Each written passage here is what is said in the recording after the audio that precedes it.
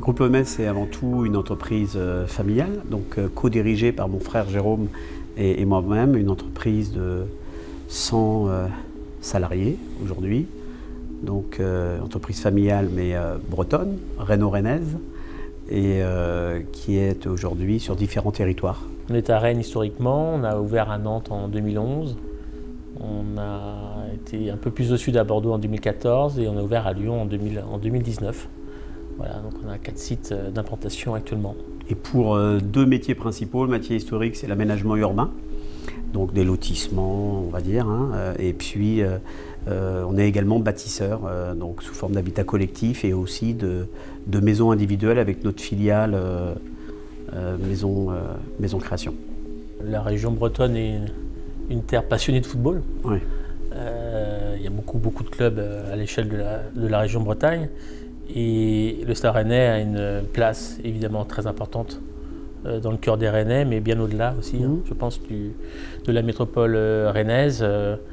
Voilà, le Stade Rennais, c'est souvent une longue histoire pour ses supporters.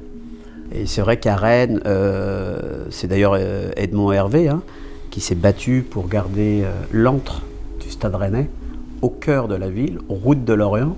Bon, certes, ça a été débaptisé, mais oui, c'est une vraie fierté d'avoir notre stade, notre joli stade un peu à l'anglaise. Et je dirais, il y a presque une cinétique en fait quand on arrive au Stade Rennais. Hein, c'est qu'on se gare assez loin, on marche, on hume, on sent les galettes de saucisses, on voit de plus en plus de monde, on commence à s'approcher du stade, on entend comme une sorte de rumeur. C'est quand on vibre là avant le début du match, quand il y a les hymnes, quand on voit le COP, quand on voit cette animation, ces cris, ça vous prend au tripes quoi.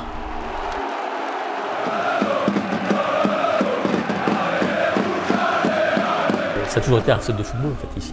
Ouais. Ça n'a pas été un stade d'athlétisme dans lequel on a rajouté un terrain de foot. Ça a été toujours un lieu dédié spécifiquement au football. Et ça se traduit évidemment dans l'architecture des tribunes. Et on a une certaine verticalité des tribunes qui font que je pense que les joueurs, les goals, les gardiens derrière les buts, voilà, il y a une force. Souvent, je pense aussi au stade de Dortmund, qui est un exemple en la matière, avec ce fameux mur jaune. Ici, on a un mur rouge, et qui est beau, et qui fait des très beaux tifos, les meilleurs au monde d'ailleurs.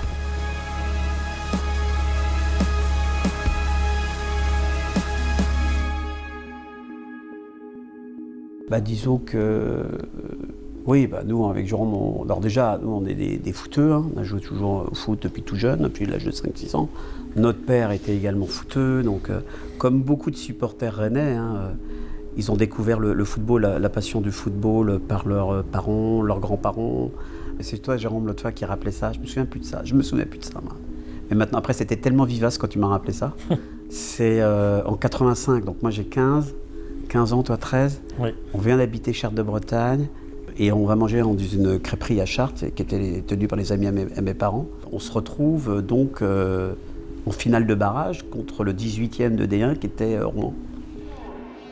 Les visages étaient plutôt contractés dès l'entrée sur le terrain. La montée en première division allait se jouer sur un simple match. Un but d'avance marqué à Rennes, ça vous met en confiance et aussi 13 000 supporters prêts à manger du breton tout cru. Et effectivement, on perd 1-0 à l'aller ici. Et on va jouer à Rouen. Et là, évidemment, les matchs ne sont pas diffusés comme aujourd'hui où tout est diffusé. Tout se passe à la radio, quoi. Et en fait, on a écouté la radio, là, le transistor du cuisinier ami, là, dans la crêperie.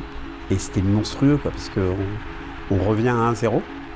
Je me souviens, c'était un joueur que j'aimais bien, là, qui était ailier droit, je crois, Philippe Morin, là, qui marque là. Donc on revient donc à égalité et ça se fait série de pénaux, quoi. Et là, c'était dingue parce que à chaque fois que nous, on marquait un but, et on balançait des œufs contre les murs, mais on était dingue. Ça nous libérait d'un poids, quoi, d'un stress. À chaque fois, boum. Et ça, c'est un souvenir, c'était énorme. À chaque but marqué par les Rennais au penalty, mais à chaque penalty raté par les Rouennais aussi. Ouais. Donc on a retapissé totalement la cuisine ça, c'est un super souvenir avec notre père. Parce que là, il y a eu une séance, on avait gagné, je crois, au final 7-6. C'est Alain Douaré qui va marquer pour son équipe et c'en sera fini de la carrière de Rouen en première division. Le miracle n'a donc pas eu lieu. On comprend la joie des Bretons dans le stade, c'est l'effondrement. Rouen glisse en 2e division. Il faut dire que c'est mérité sur l'ensemble des 2 matchs. C'était génial, moi je me souviens de ça parce que là, à l'époque, à 15 ans, enfin, on est dingue de foot, quoi. On fait du foot pratiquement tous les jours, quoi. On est passionné de ça. Puis enfin, c'est une nouvelle montée en D1, c'est génial de gagner comme ça.